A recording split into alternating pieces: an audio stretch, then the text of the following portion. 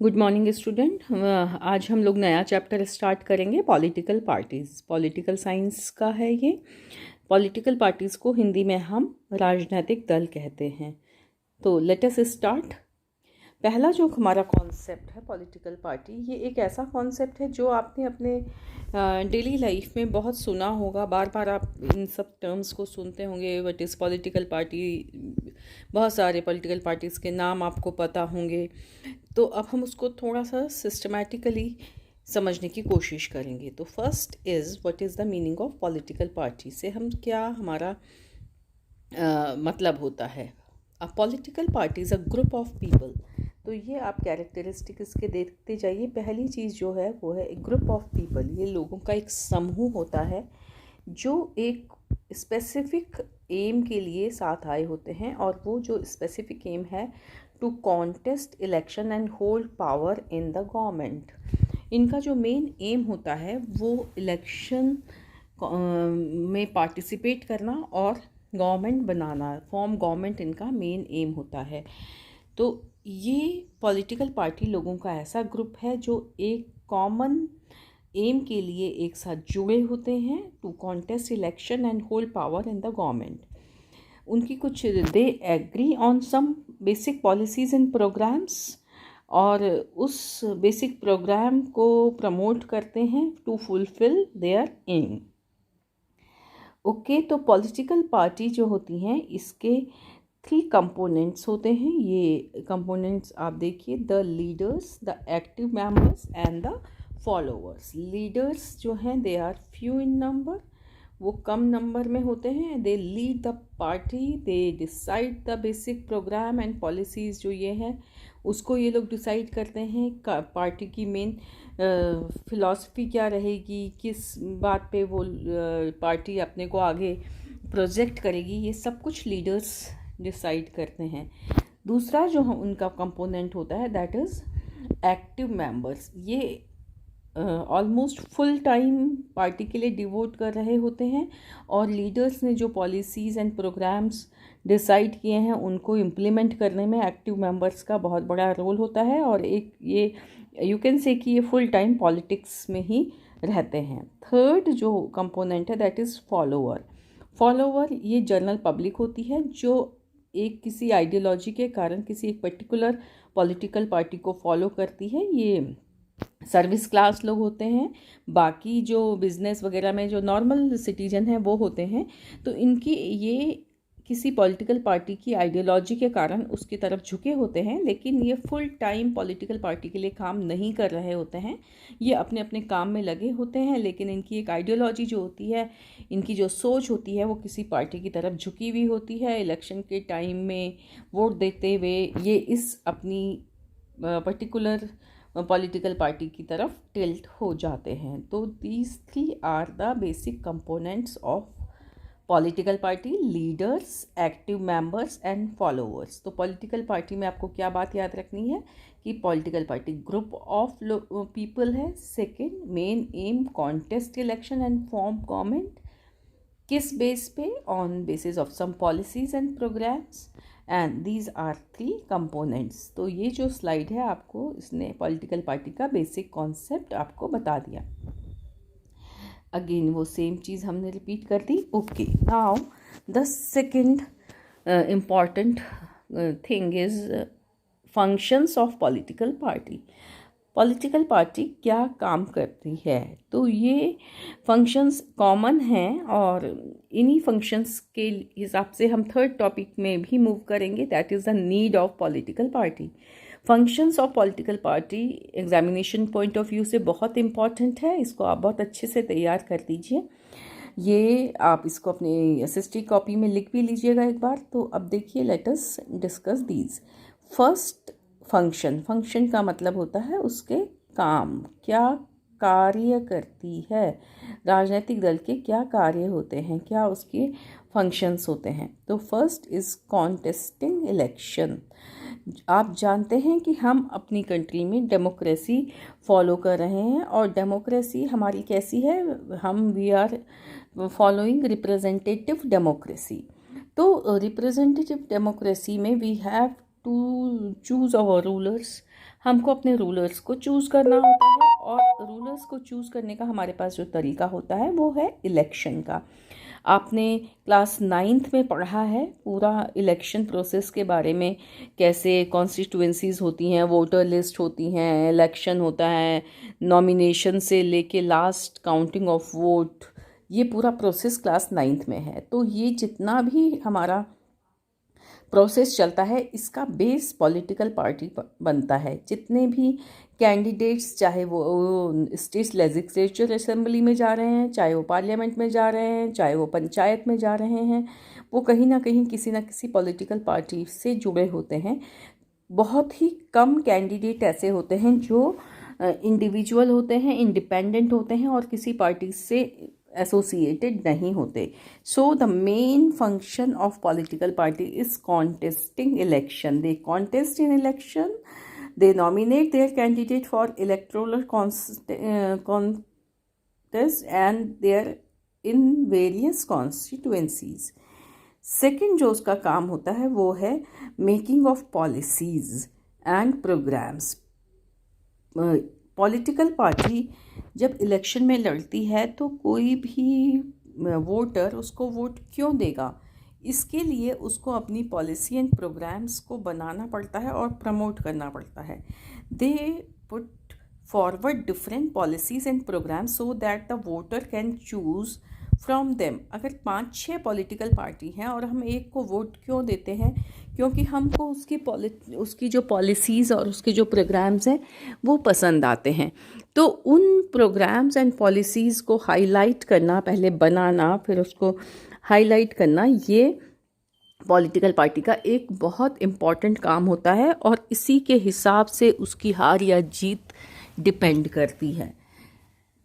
Then political party play very important role in making law. Again आपको 9th और 10th का syllabus बिल्कुल एक दूसरे से जुड़ा हुआ है।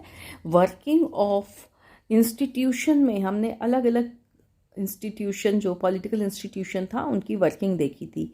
लेजिस्लेचर कैसे काम करती है, एग्जीक्यूटिव कैसे काम करती है और जुडिशरी कैसे काम करती है। अब आप सब जानते हैं कि लेजिस्लेचर का मेन काम होता है लॉ बनाना, नए कानून को बनाना, पुराने कानून में अमेंडमेंट करना। तो making law is very very important work of legislature. अब पॉलिटिकल पार्टी से आप इसको कैसे रिलेट करोगे, जब कोई भी बिल, चाहे वो स्टेट लेजिस्लेचर में आ रहा है चाहे वो पार्लियामेंट में आ रहा है, वही बिल जब पास हो जाता है और एक लॉ बन जाता है तो इस पे सबसे इम्पॉर्टेंट जो रोल है वो पॉलिटिकल पार्टी का है। उस हाउस में कौन सी पॉलिटिकल पार्टी मेजॉरिटी में है, इसी पे बिल का पास होना या ना पास होना डिपेंड करता है। तो political parties play very decisive role in making law for the country, ठीक है। और जब कोई बिल पास होता है तो उसके पास होने में मेंबर्स की वोटिंग का बहुत इम्पॉर्टेंट रोल है और मेंबर्स उस बिल के फेवर या अगेंस्ट वोट देते हैं और वो अपनी पॉलिटिकल पार्टी की पॉलिसी के अकॉर्डिंगली वोट देते हैं। अगर वो बिल उनको अपनी पॉलिटिकल पार्टी के पॉलिसीज़ के फेवर में लगता है तो वो उसके पक्ष में, उसके फेवर में वोट देंगे, अदरवाइज अगेंस्ट देंगे। और अगर मेजॉरिटी बिल को नहीं मिल पाई तो वो लॉ नहीं बन पाएगा, और अगर उस बिल को मेजॉरिटी मिल गई तो वो लॉ बन जाएगा। तो in this way you can say that political parties play very very important role. उनका जो रोल है वो बहुत ही डिसाइडिंग होता है कि weather a bill will convert into law और not. So this is very important work or function of political party. Formation of government, again this is a major, इसी के लिए पॉलिटिकल पार्टी बनती हैं एक्चुअली, कि they contest an election and political party which get majority in election they form government and they run government. Election में जिस political party को majority मिल जाती है, मेजॉरिटी मतलब 1 more than half, वो पार्टी सेंट्रल में या स्टेट में गवर्नमेंट बनाती है और उसके बाद वो लेजिस्लेचर फॉर्म होती है और उसी से वो लोग एग्जीक्यूटिव बॉडी भी बनाते हैं और इस तरह से उन्हीं में से चीफ मिनिस्टर, प्राइम मिनिस्टर, बाकी मिनिस्टर्स बनते हैं। तो पॉलिटिकल पार्टी का मेजर काम है formation of government and run government. अब आप देखो कि जब इलेक्शन होते हैं तो एक पार्टी तो मेजॉरिटी में आ जाती है और गवर्नमेंट बनाती है, बाकी पार्टीज़ जो मेजॉरिटी में नहीं आ पाते they play and sit as a opposition. वो ऑपोजिशन पार्टी के फॉर्म में हाउस में बैठते हैं। सपोज एमपी जो पार्लियामेंट्री कॉन्स्टिट्यूंसी से इलेक्शन जीत गया है लेकिन उसकी पार्टी को मेजॉरिटी नहीं मिल पाई तो वो गवर्नमेंट में नहीं बैठ पाएगा, but he will sit in the house. वो एमपी तो रहेंगे ना, चाहे वो गवर्नमेंट में शामिल नहीं है। तो जो मेजॉरिटी विनिंग पार्टी है वो गवर्नमेंट बनाएगी और जो मेजॉरिटी जिस पार्टी को नहीं मिली वो सारी पार्टी वाले जो एमपी या एमएलए होते हैं वो स्टेट या नेशनल लेजिस्लेचर में बैठेंगे। नेक्स्ट, ठीक है, तो ये हमने देख लिया। एक और इम्पॉर्टेंट काम जो इसका है, playing opposition, shaping public opinion. आप देखिए हमारी कंट्री में इतने इश्यूज चलते रहते हैं, इतने सारे हमारे यहाँ पे डाइवर्सिटीज़ हैं, इतने सारी कंट्रोवर्सीज़ हैं, इतने सारे हमारे इश्यूज कॉन्सेप्ट हैं।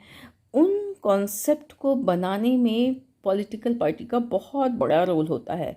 पॉलिटिकल पार्टी जब किसी कॉन्सेप्ट, जब किसी इश्यू को हाईलाइट करती है, उसको प्रमोट करती है, उसको अपने मोमेंट से, अपने मास मोबिलाइजेशन से लोगों तक पहुंचाती है तो लोगों की सोच भी अकॉर्डिंगली बदलने लगती है। So political party shape public opinion. They do so by raising and highlighting issues in legislature and in the media. वो लेजिस्लेचर में भी उन चीज़ों पे डिबेट करते हैं, मीडिया के सामने इंटरव्यू देते हैं और उन व्यूज़ को जनरल पब्लिक तक पहुंचाते हैं। और जो जनरल पब्लिक है मीडिया से सुन के, लोग अपने लीडर्स की स्पीच सुन के, उनका लिखा हुआ पढ़ के, उनकी मीटिंग्स एंड रैलीज़ में जब वो जाते हैं उनके भाषण सुन के अपना ओपिनियन बनाती है। तो ऐसा आपने देखा होगा कि हम लोगों की सोच कई बार चेंज होने लगती है। हम अपना ओपिनियन, नया ओपिनियन बनाते हैं, पुराने ओपिनियन में कुछ मॉडिफाई करते हैं by the influence of political party. तो हम जिस पॉलिटिकल पार्टी से इन्फ्लुएंस होते हैं, हम प्रभावित होते हैं, वैसे ही हमारी पॉलिटिकल थिंकिंग बदलने लगती है। So political parties play very very important role in the making public opinion, or these are the methods by raising and highlighting the issues। तो ये पब्लिक अवेयरनेस का जो काम है ये भी पॉलिटिकल पार्टी करती है। नेक्स्ट, उसका जो फंक्शन होता है, providing access to government machinery. Political party provide public access to government machinery and welfare schemes implemented by the government. जो जनरल पब्लिक है उसमें कई बार एजुकेशन लेवल का डिफरेंस है, सारे लोग इतने अवेयर नहीं होते, पढ़े लिखे नहीं होते, जागरूक नहीं होते। तो उस समय जो गवर्नमेंट से ने जो इम्प्लीमेंट की होती हैं अलग अलग वेलफेयर की स्कीम्स, उसकी जो प्रोग्राम्स होते हैं, उनको जनरल पब्लिक तक पहुंचाने का काम भी पॉलिटिकल पार्टीज़ करती हैं। आप देखेंगे जो political parties mainly ruling party होती हैं वो लोगों को बताती हैं कि हमने ये नई स्कीम शुरू की है, आप इसका फ़ायदा उठा सकते हो। कई बार वो स्कीम्स को, नई स्कीम्स लॉन्च करते हैं पब्लिक की नीड के हिसाब से और अल्टीमेटली उनका इसके पीछे कई एम होते हैं और इस एसेस बनाने से उनको नेक्स्ट इलेक्शन जीतने में बहुत फ़ायदा भी होता है। तो फंक्शंस ऑफ पॉलिटिकल पार्टी फिर से देखिए, contesting elections, making policies and programmes, making law, formation and run government, playing opposition, shaping public opinion, providing access to government machinery. अब why political parties are necessary? What is the need of political party? देखो, कोई भी चीज़ की need कम होती है जब वो कुछ काम की होती है। जो चीज़ काम की नहीं है उसको हम उसकी हमें ज़रूरत भी नहीं होती। मान लो आपका पेन का रिफ़िल है और वो ख़त्म हो गया और उसको दोबारा आपके पास इंक भी नहीं है, तो आप उसको फेंक देते हो ना, आप सोचते हो अब तो इसकी मुझे ज़रूरत नहीं है। तो जो भी चीज़ें यूज़फुल हैं, जो हमारे किसी काम में आ रही हैं, हमको ज़रूरत उसी चीज़ की होती है। सेम वे अगर पॉलिटिकल पार्टी कुछ काम कर रही हैं तो they it is a necessity for the society. तो अभी हमने देखा because political parties are they are functioning in various way, so they are needful. थोड़ा सा इसको अलग एंगल यहाँ पे मैंने देने की कोशिश की है। Political parties are necessary to bring diverse people on a common platform, so bigger issues can be taken care of. अगर हम किसी इशू पे बात करना चाहते हैं, आप और मैं इंडिविजुअली अकेले उस पर बात करेंगे तो शायद हमारी बात को उतना इफ़ेक्टिवली हम लोगों तक नहीं पहुंचा पाएंगे। लेकिन अगर हमें एक प्लेटफॉर्म मिल जाता है, हम उस प्लेटफॉर्म पे जब बात करते हैं तो वो ज़्यादा लोगों तक पहुंचता है। तो पॉलिटिकल पार्टी क्योंकि एक ग्रुप होता है, इसलिए उसमें बात अगर हम कह रहे हैं तो हमारी बात ज़्यादा लोगों तक पहुंचती है। So that political party is we need political party. Second हम इसमें देख सकते हैं कि ऑल ओवर द वर्ल्ड हमारी जो डेमोक्रेसी है वो रिप्रेजेंटेटिव डेमोक्रेसी है। रिप्रेजेंटेटिव डेमोक्रेसी का मतलब क्या होता है कि हर एक सिटीजन डायरेक्टली गवर्नमेंट के हर डिसीजन में इन्वॉल्व नहीं होता। हाँ, बिकॉज ज़्यादातर पॉपुलेशन जो है वो हर एक कंट्री की इतनी ज़्यादा है कि हम एक एक इंडिविजुअल से हर एक इशू पे वोटिंग नहीं करवा सकते या उसके व्यू नहीं पूछ सकते।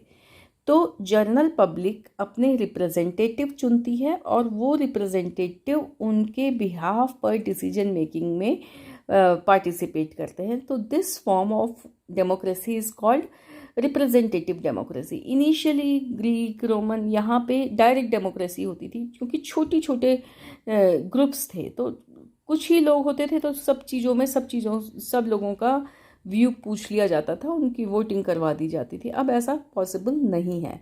तो रिप्रेजेंटेटिव डेमोक्रेसी के लिए क्या है कि अब ये पूरा का पूरा तो पब्लिक हो गई, ये पूरी पब्लिक है। अब ये पब्लिक हर बार तो हर चीज़ में डिसीजन में डायरेक्ट इन्वॉल्व नहीं होगी, तो इन्होंने एक छोटा ग्रुप चुना अपने रिप्रेजेंटेटिव्स का। अब क्या है, ये जो रिप्रेजेंटेटिव चुने गए, इनको चुनने के लिए कोई तो तरीका चाहिए। तो हमने कौन सा तरीका अपनाया है? इलेक्शन।